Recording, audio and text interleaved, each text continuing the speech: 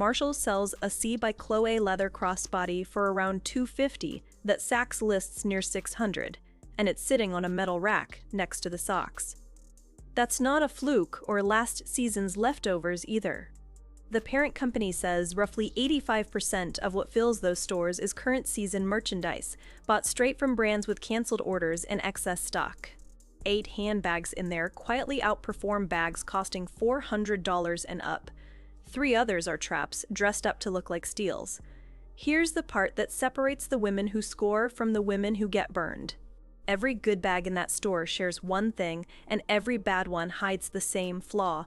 Once you know the difference, you'll never leave empty-handed or overpay again. Tell me in the comments what your best Marshalls find has ever been. I want to hear the steals. Number 8. The plain Italian leather crossbody, no logo. Start with the quietest bag on the rack. Marshalls carries small Italian and Spanish leather makers you've never heard of, usually tucked under a simple tag reading genuine leather, made in Italy, and priced around $50 to $80. No logo, no branding, no story. What you get is real. Full grain hide that softens with age and develops a patina, the exact quality a $400 designer bag charges you for and then stamps its name on. Press your thumbnail into the leather. If it dents slightly and springs back, that's the real thing. Nameless leather is still leather, and leather is what you're actually paying for. But the next find is where a recognizable brand starts working in your favor. Number 7. Longchamp Le Pliage. This one turns up more often than people expect. The Laviage tote is a genuine icon, that nylon and leather-trimmed bag that folds flat and refuses to die, and it appears in TJX stores regularly at a real discount off retail. The build is honest, the leather trim is proper, and the thing lasts for a decade of school runs, flights, and grocery hauls. It doesn't shout, which is precisely why it reads as expensive. Buy a classic that never dates, and the cost per use collapses to almost nothing. Still, the next bag offers something Le Pliage can't, structure that makes an outfit. Number 6. The structured leather satchel from a contemporary label. Contemporary brands, the one sitting between mall and luxury, cancel orders constantly, and those bags land here. A structured leather satchel that held a $300 price tag at a department store frequently shows up around $100. Structure is the tell your eye reads as money, because a bag that holds its shape looks deliberate, while a slouchy fake leather one looks tired by month 3. Check that the base is firm, the handles are stitched rather than glued, and the interior is lined properly. A bag that stands up on its own always looks more expensive than one that flops. And the next pick is the single most useful bag in the whole store. Number 5. The everyday leather tote. Here's the workhorse. A real leather tote at Marshalls typically runs $80 to $150, against $300 to $400 for its department store twin. And it's the bag you'll actually reach for every single day. Look for solid brass or steel hardware rather than lightweight plated metal, a zipper that glides without catching, and a lining that isn't paper thin. Those 3 details separate a bag that survives 5 years from one that peels in 5 months. Cost per wear rewards the boring purchase every time. Yet the next find is where the discounts start looking almost silly. Number 4. The clearance tag designer sunglasses case and the bags beside it. Follow the clearance tags in the accessories aisle because that's where the real markdowns hide. Bags that have sat too long get slashed again and again, which means a piece originally holding a $400 price can land under $100 purely because the color didn't move. The bag isn't worse. The color was just unpopular in that store. Buy the unloved shade in a classic shape and you've won. Nobody remembers what was trending, they only see whether it looks good. Which brings us to the bags most shoppers walk straight past. Quick pause. If this is already changing how you'll shop that store, tap subscribe, because the top 3 are where the genuinely dramatic value sits, and the 3 to skip are ones people grab constantly. Number 3. The runway section leather bag. Some TJX locations carry a runway or premium designation, and that's where the serious stock lands.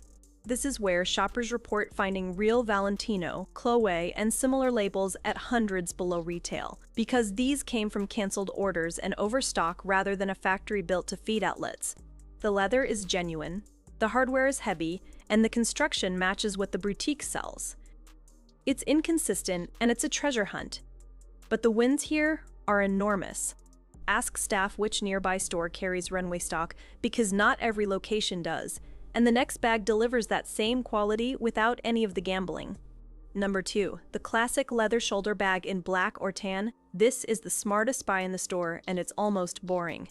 A well-made leather shoulder bag in black, tan, or bone with clean lines and no visible branding costs a fraction of the $400 version and does exactly the same job for a decade. Neutral colors never date, simple shapes never date, and real leather only improves. The women who look expensive are almost always carrying something like this, not the logo bag. Timeless plus leather is the whole formula, and Marshalls sells it cheaply.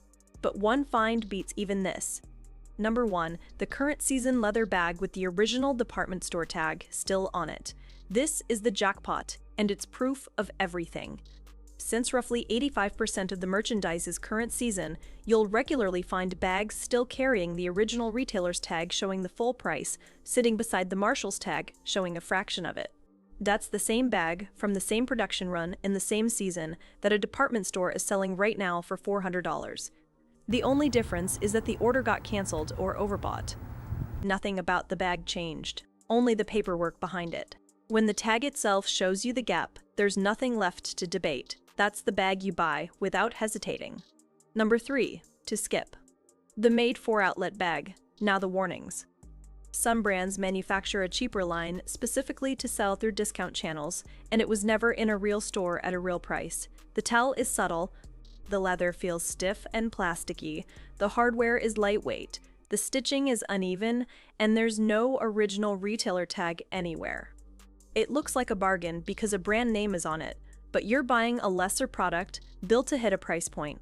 A familiar logo on a cheaply made bag is still a cheaply made bag, and the next trap is worse. Number 2, to skip. The high-end designer bag that seems too good. This one demands real caution. Luxury authentication experts have publicly warned that counterfeit designer bags have turned up on these racks, and shoppers have reported spotting them. If a bag from a major luxury house is priced at a fraction of what it should be, slow down. Compare it to the brand's own website, examine the stitching and hardware, and check the serial. If anything is off, walk away. A fake at a discount is still a total loss, which leaves the easiest mistake of all to make. Number 1, to skip. Anything labeled man-made materials. Here's the flat rule. Turn the tag, and if it says man-made materials, polyurethane, or simply doesn't specify, put it back, no matter how good it looks.